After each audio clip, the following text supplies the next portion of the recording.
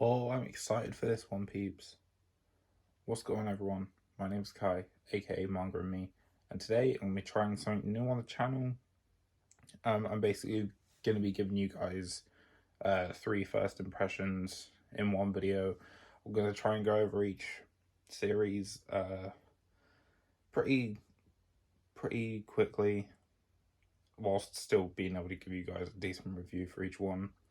I've basically taken first volumes for three different series that I've not experienced before. And yeah, let's get over to the video and see what I think.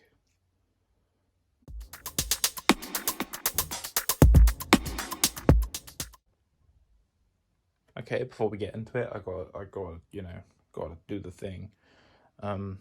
If you enjoy the video and don't want to disappoint Perry the Platypus, please leave a like. Let me know down below if you've read any of these series and what you think about them. And subscribe if you want to see more content, and definitely more versions of this video, because I feel like this is going to be a fun one. Starting off, we have Mieruko-chan. Now, I was very pleasantly surprised by the series, but we'll go over why in a moment. The genres that it covers is horror, slice of life, and comedy. Which can't really go wrong with that combination. I mean, come on. The publisher is the Empress, as you can see, and I think we're about to get volume 3 in English, so 3 current English volumes are being published. Yeah, I mean, essentially, look at that. Essentially, the premise is we follow Miko, our titular character, as she deals with her daily life, except it's not a ordinary daily life because she can see spirits like this. We basically have to follow her as she deals with seeing that throughout her school day, and kind of seeing these sort of spirits like harass her friends without them knowing they're there.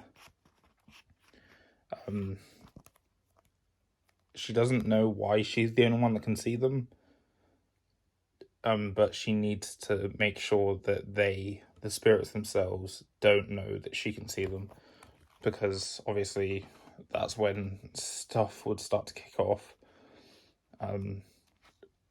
Honestly, I wasn't expecting it to be this gruesome. It was pretty awesome. As you can see, the art is, I really enjoyed this art. It definitely shines through with the designs of the ghosts, and especially towards the end of the volume where they start getting like way bigger and way weirder. Like, I'm 100% sure I'm gonna end up seeing like a kaiju sized spirit before the end of the series, or at least I really hope I do. Overall, I just found the first volume really enjoyable. The cliffhanger at the end, it's definitely gonna make me want to pick up more, because maybe Miko's not the only one that can see them. So yeah, there's the blur for you guys. I'm not gonna read it just because I want to try and speed through these so this video isn't too long. But that's Mieruko-chan. I'm definitely gonna be picking up more. Definitely check this out if you're into horror slice of life type stories. And yeah, stay tuned for the next volume. Okay, so the second series I want to speak about today is My DressUp Darling. Now, okay, wait, before we get into that, genres are slice of life romance. It's published by Square Enix, which I believe this is my only one. And currently, I believe the English volumes are up to 4, 5 might be out pretty soon, but as of recording this video, it's 4. The premise is we basically follow our main character Gojo, who is basically fascinated by making, I think they're called Hina dolls, right? But anyway, he makes dolls essentially, and he is really strange. He basically falls in love with them in a way. He just basically becomes very attached to his creations. As you can see there, he's literally saying that to his doll. Now, he tries to keep this a secret until the end of the school day that we follow him through, where Marin Kitagawa, cover character here, she's basically like the popular, over-the-top personality schoolgirl. They were everywhere. Come on, everyone knows one. She basically walks in on him. I think he's like adjusting one of the clothing items on his doll in school. And yeah, she basically explains to him that she's actually into cosplay. And she wants him to make her cosplays now. She sees how good he is with making the stuff with the doll. There it is. That's the dreaded moment, as you can see on his face. I really like the story. It's just, I don't know. I'm definitely going to keep going, right? I will say there is ecchi moments in here, but please don't let that turn you away from it. There's when she asks. The art is standard, I would say, not to diminish it. It's pretty good. There is some highlight moments, like when they discuss designing the cosplays. I'll see if I can find one a moment. But like when they're in discussion for designing the cosplays, the art is, and just the amount of detail in general about this kind of, I don't want to call it hobby. No, it is, surely. Okay,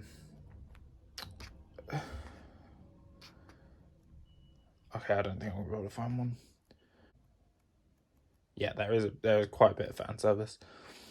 The art that goes in when they're discussing the cosplay is pretty crazy, just the amount of detail overall. But again, the characters are great. I can't wait to see where this goes with their relationship. They're not like officially together or anything, but it's just, you can tell it's going to go there. Overall, again, I enjoyed the first volume. I kind of figured I would, so that led to me straight away buying 2 and 3 as well. It's really great. It wasn't what I was expecting, to be completely honest, but I had fun with the first volume. It's quite a thick volume. It's probably like Viz Sig standard, so 240 pages, maybe a bit less. But it went by really quickly, so that's always nice. Picking up a volume like this and then it going by in like 25 minutes. Yeah, that's my DressUp Darling. Definitely check it out, especially if you have like interesting cosplays, because this, like, you can tell. Here's Manga, Shinichi Fukuda, definitely done their research, and yeah, it's an alright series. Definitely can't wait to read more. Stick around for the next and last volume of this video. I wonder if you guys would be able to tell what my favourite volume that we're speaking about today is. Last but definitely not least, we have No Guns Life. So its genres are cyberpunk, action, sci-fi, drama, that sort of stuff. It's published by Viz in their signature editions, as you can see. And I believe current English volumes is sitting about 10 right now. Now, the premise to this story is it gets compared to Dorohedoro a lot, right? I can definitely see it, don't get me wrong. It's just there's some things that Dorohedoro does better, some things that this does better. And I definitely think it should get praised for the things that it does get better. Premise follows Juzo Inui. I don't know how to pronounce his last name. But it's basically in a world 10 years post-war, cybernetic enhancements basically rule the black market, but also like the overworld, like governments and whatnot. And Juzo, our main character, fought in the war that happened 10 years prior to this story taking place, and it led to him now looking like this, where cybernetic enhancements is basically his whole body. He doesn't remember how he got made to look like this, which is where the similarities start drawing towards Dorohedoro.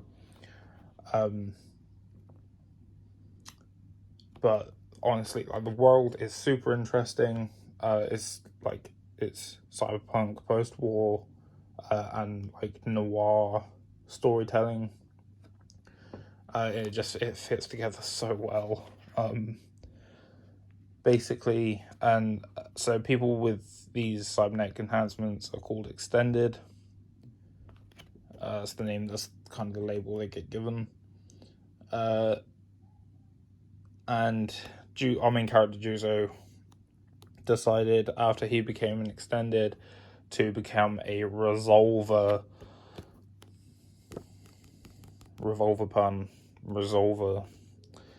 which basically means he solves and deals with crimes that are involving renegade extended. So like extended that have lost the plot basically. And yeah, just even the side characters in this first volume I'm interested in. The fight scenes can be kind of hard to follow at times, but others, they're some of the best fight scenes I've read recently. The art as a whole, this is somewhere else that I think it gets compared to Dorohedoro. In Dorohedoro, it's like a really gritty art for a really gritty world, so it really fits. It's the exact same with this. It's like very noir style art, and it fits so well. Like, I cannot tell you guys like how surprised I was with how much I liked this. This has been sat on my shelf for like nearly a year, and I've only just got around to reading it. And my god, I wish I'd started sooner. But yeah, the art just helps kind of exaggerate the world, basically. And yeah, basically, overall, if I was going to speak about if I was going to speak more about any of the volumes that I spoke to you guys about today, it would be this one. This is a series that I definitely think I should dedicate a whole video to. But I will say now, the people that I've spoken about this to have all said that it does kind of slow down. So I'm thinking I'm probably only going to pick up one volume at a time for a while. But that might change. Like, maybe I'll read volume 2, I'll still really enjoy it, and I'll just buy the rest of the series, because I could definitely see myself doing that. But yeah, that's No Guns Life. Definitely check it out if you're into noir stories, because it's, especially like cyberpunk, like, this is definitely inspired by Akira for sure. Just like the kind of like body disfiguration that happens towards the end of this first volume, and just like the enemies in general. I definitely see the Akira like inspiration. And yeah, that's No Guns Life. Definitely check it out. I wish I'd done it way sooner. Yeah, let's get on with the outro, I think.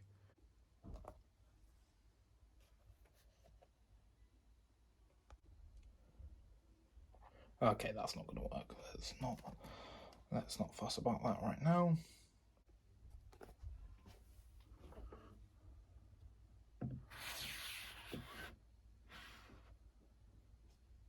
Oh, you don't recognize this bookcase from my videos? Well, you're just gonna have to wait and see in the manga collection video that it will be dropping around the 4th of July. So definitely stay tuned for that. Let's get over to the outro bookcase. Outro bookcase. Thank you everyone for checking out the video to the end. Really appreciate you guys. Managed to stay over 100 subs even though I'm not really uploading as much as I'd like to be. Basically work's just been really busy, and also just got my COVID vaccine, so been feeling pretty rubbish, but yeah, on the up now, so hopefully back to the uploads. And yeah, let me know down below if you've checked out any of the series, or if this video has made you want to check out any of these series. That'd be awesome. And for those of you that kind of didn't take notice of the titles, we have Mieruko-chan, My DressUp Darling, and No Guns Life, in that order. And yeah, I will leave a link down below to my social medias, so TikTok, Twitter, Instagram. Mainly active on Twitter, so be sure to follow me over there. And I will see you guys in the next video. Peace.